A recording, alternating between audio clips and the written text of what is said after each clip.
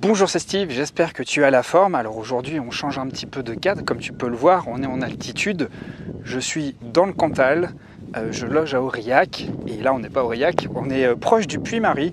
Je pense que le Puy-Marie c'est un des sommets qui est là-bas. Moi j'étais pas assez ambitieux aujourd'hui, le Puy-Marie je crois qu'il fait 1780 mètres. Et j'ai commencé la rando assez tard dans la journée, alors voilà, j'ai fait un truc plus soft, plus tranquille, et puis ça va me servir de transition pour faire le Puy-Marie peut-être demain. Et justement, puisqu'on parle de transition, ça me permet de faire une belle transition sur le sujet de la vidéo, qui est le sujet de la peur. Pourquoi ? En fait, tu ne devrais pas te laisser gouverner par la peur dans tes projets.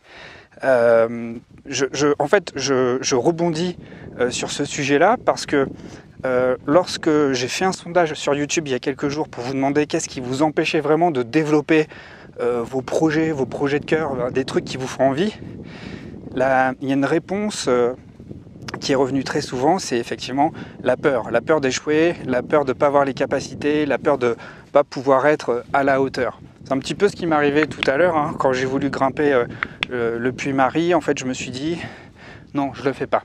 Je le fais pas, mais en contrepartie, je vais quand même faire quelque chose peut-être de moins ambitieux. Et c'est là-dessus en fait que j'ai envie de t'amener, c'est de ne pas te laisser paralyser par les peurs en fait. Parce que la peur, finalement, c'est quelque chose de sain. C'est une émotion. Si cette émotion est là, c'est qu'elle a forcément une utilité. Sauf qu'il ne faut pas se laisser enfermer dans cette peur. L'utilité de l'émotion qui est la peur, c'est une émotion qui est une émotion primitive, qui est là depuis le début. C'est de te garder en sécurité, c'est de te préserver, c'est de faire attention à toi sans prendre de risques démesurés. Si nous n'éprouvions pas de peur, on serait tous morts finalement. On prendrait des risques qui nous mettraient trop en danger. Le problème, lorsque tu as des projets qui te font peur, eh bien quelque part, ressentir de la peur, c'est aussi quelque chose de positif, dans la mesure où tu es dans une zone de progression, dans une zone d'évolution. Ressentir de la peur signifie simplement que tu es amené à quitter ta sécurité pour sortir de ta zone de confort. Et justement, ce qui va te permettre de dépasser ta peur, c'est non pas de faire un grand bond, c'est pas de sauter dans le vide et se dire « Inch'Allah, on va voir ce qui va se passer », quoique ça dépend des enjeux, mais le plus souvent, ce qu'il y a de mieux à faire, c'est de faire des petits allers-retours en fait. De faire des petits allers-retours en dehors de ta zone de confort et ensuite d'y revenir. Le lendemain, tu ressors de ta zone de confort, tu vas un petit peu plus loin et ensuite tu reviens dans ta zone de confort. C'est comme ça en fait qu'on élargit progressivement son périmètre d'action, c'est en élargissant sa zone de sécurité. Et plus tu fais des va-et-vient de sortie de zone de confort progressive, et plus ton périmètre de sécurité, plus ta zone de confort va s'agrandir. Donc la peur ne doit pas être quelque chose de paralysant, mais tu dois plutôt l'accueillir comme une chance d'évolution, comme une chance de progrès. Quel que soit l'endroit où l'on soit dans la vie, quels que soient les défis, qu'ils soient perso, qu'ils soient relationnels, qu'ils soient professionnels, on est toujours amené en fait à évoluer. Il n'y a rien de statique dans la vie. La vie, c'est du mouvement. Et croire qu'on va s'épanouir dans une situation figée, c'est se leurrer. Parce que toi, tu changes, parce que la vie change, parce que ton partenaire change, parce que ton travail change, parce que tout change, tout évolue en permanence. Et c'est indispensable pour garder un bon point d'équilibre, eh bien, d'être en mesure d'accueillir ce mouvement. Alors moi, je t'invite vraiment si vraiment on prend en compte un de tes projets qui fait peur, c'est de vraiment prendre le temps de nommer ces peurs, de les conscientiser. Déjà, ça va t'aider à rationaliser, à te dire que finalement, ce n'est pas des peurs qui sont si folles. Elles ont certes leur raison d'être, mais elles vont avoir moins ce caractère paralysant. Moi, ce que je veux t'aider à faire, c'est de vraiment briser ces croyances limitantes et te faire entendre que tu es capable de briser ces croyances limitantes et capable d'aller au-delà du périmètre de sécurité que tu penses avoir. On a tous des pouvoirs, en tout cas, on a tous un potentiel de création, on a tous un potentiel d'évolution. Simplement, on vit dans une société qui en fait, nous encourage de plus en plus à rester statique, qui nous encourage de plus en plus à rester devant nos écrans. Alors, je ne vais pas cracher dans la soupe parce que je communique avec vous à travers les écrans et je ne peux pas faire autrement.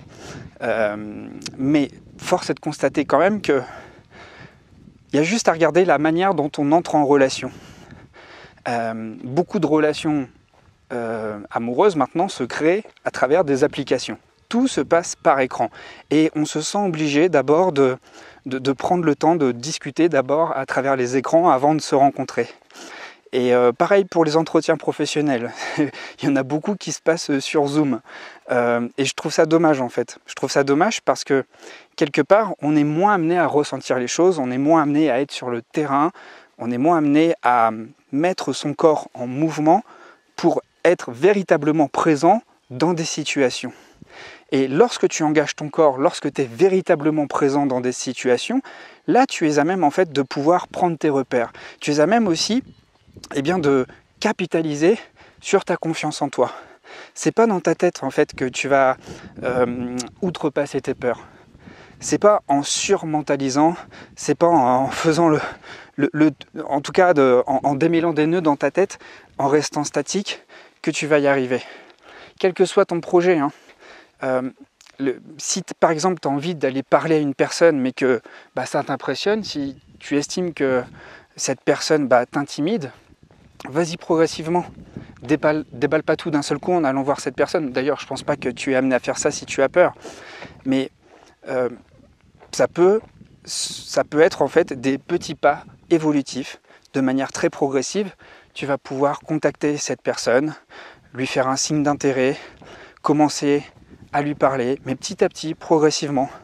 Pareil pour, je sais pas, n'importe quel défi que tu aies en fait, quel que soit le défi que tu aies. C'est pour ça que j'avais envie de te faire une transition sur le Puy-Marie que je devais grimper. C'est pas grave, aujourd'hui j'ai fait un truc intermédiaire, ça m'a mis en jambe, je le referai demain. Et puis il va pas bouger, il est là, il m'attend. Donc ça va aller, tout va bien se passer. Il faut toujours se rassurer en fait. Qu'est-ce qui va arriver de grave? Moi c'est toujours la question que je me pose à chaque fois que je me sens freiné, à chaque fois que je surmentalise sur un truc qui me prend la tête, plutôt que de me faire des films en fait sur les potentielles conséquences. Je me pose toujours cette question. Qu'est-ce qui va m'arriver de grave? Et ça, souvent, ça m'aide vraiment à relativiser. Et finalement, lorsqu'on regarde avec du recul, on a moins de regrets à essayer les choses au risque de se tromper, au risque d'échouer, que de rester statique et de ne rien essayer. Là, le pire risque, c'est de regretter en fait.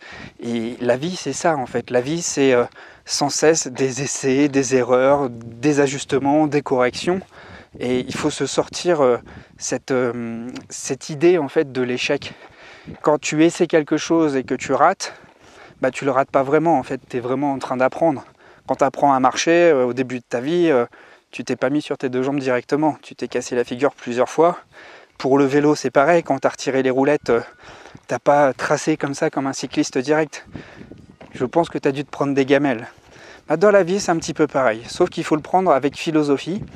Et puis, se dire que finalement, on est tout le temps en train d'apprendre. Quel que soit l'âge que nous ayons, quel que soit l'endroit où nous sommes arrivés dans notre vie, quels que soient les défis, il y a toujours des choses à apprendre. Et ça joue énormément sur la motivation. Ça joue beaucoup sur l'estime de soi. Parce que lorsqu'on se met en mouvement, même si on n'est pas tout à fait sûr, même si on n'est pas tout à fait conscient, quand même on se dit, je le fais pour moi, j'avance, et même si les résultats ne sont pas aussi satisfaisants que je l'espère, au moins je suis sur le chemin, je suis sur mon chemin. Et j'apprends progressivement, j'apprends de mes erreurs, je m'ajuste, je m'adapte et je recommence. Et c'est comme ça que quelque part je deviens fort de mon expérience. Oh la vache, je me suis fait électrocuter. J'avais même pas remarqué que la barrière était électrique. Bref, oh la vache. En plus, c'était à la bonne hauteur. Bon, voilà, un bon exemple aussi où j'apprendrai à prendre plus de pincettes la prochaine fois. Voilà, bon, je vous fais un petit peu profiter du cadre parce que c'est vraiment magnifique. On est dans un super endroit, c'est très peu peuplé le Cantal et ça j'adore. Il y a énormément d'espace naturel, c'est magnifique, c'est vert. Il y a même un parapente, je ne sais pas si vous allez le voir, mais en tout cas, c'est grandiose, c'est de la nature à perte de vue et je retrouve le silence que je cherchais depuis longtemps. Bon, je suis désolé, là on est un peu à contre-jour, mais c'est magnifique. Et ça vaut le coup vraiment. Ça vaut le coup de se retrouver dans un environnement. Ah, ça me dépasse, un environnement qui est super grand en fait. C'est très rare de pouvoir voir aussi loin à l'horizon, de voir autant de relief sans voir de béton. C'est quand même un truc de fou, je trouve ça assez exceptionnel. Alors moi j'ai quand même vécu pas mal en environnement urbain et du coup là je me fais plaisir. Voilà, c'est des petits plaisirs de la vie qu'il faut savoir apprécier et qui inspirent en fait. Je trouve qu'il y a vraiment un côté réconfortant, un côté sécurisant en fait de se retrouver en pleine nature comme ça, dans le silence et baigné de toute cette beauté. C'est d'une sensualité incroyable, ces paysages, ces collines arrondies et puis ça contraste vraiment avec les montagnes plus abruptes derrière, c'est super joli.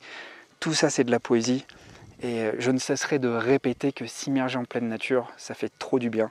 Ça permet de recoller tous les morceaux quand on est un petit peu divisé. Et puis ça permet aussi de, sans vraiment réfléchir, mais en fait de digérer toutes les informations qu'on a. Et si je vous fais une vidéo sur les peurs, c'est que finalement je suis quelqu'un qui éprouve de la peur, et pas mal, et j'ai pas honte de le dire, en fait je suis quelqu'un de nature anxieuse, et j'éprouve souvent de la peur en fait. Mais ce que je veux vous dire, c'est que la peur, elle n'est pas tant un frein, parce que je sais qu'elle est là, mais elle ne m'empêche pas d'avancer en fait. Elle ne m'empêche pas de m'engager dans des projets. Et j'ai des projets d'habitat, j'ai des projets relationnels. Évidemment, ça soulève des craintes, ça soulève des peurs. Mais au final, comme je vous l'ai dit, qu'est-ce qui peut m'arriver de grave, bon sang? Rien. Il ne peut pas vraiment m'arriver rien de grave à partir du moment où je prends des risques mesurés. Voilà, c'est tout. Alors j'espère que cette vidéo va vous aider. Là, cette semaine, c'est la semaine de mon anniversaire, comme chaque début de mois de septembre. C'est toujours au moment de la rentrée scolaire que c'est mon anniversaire. Donc maintenant, je suis très content d'être en vacances à cette période-là. Qu'est-ce que je voulais vous dire? J'ai mis en place, oui, un pack. C'est le pack spécial anniversaire. Donc dans ce pack, vous allez pouvoir choisir les 3 formations que vous souhaitez parmi toutes celles dans mon catalogue. Donc toutes les formations, je pense qu'il y en a, si je ne me trompe pas, 27 ou 28, donc il y a vraiment le choix, sur plein de thématiques différentes, sur la concentration, sur l'organisation, sur la gestion des émotions, sur la gestion de la colère, sur les relations, sur la confiance en soi, sur la création d'habitudes, sur comment vivre de sa passion.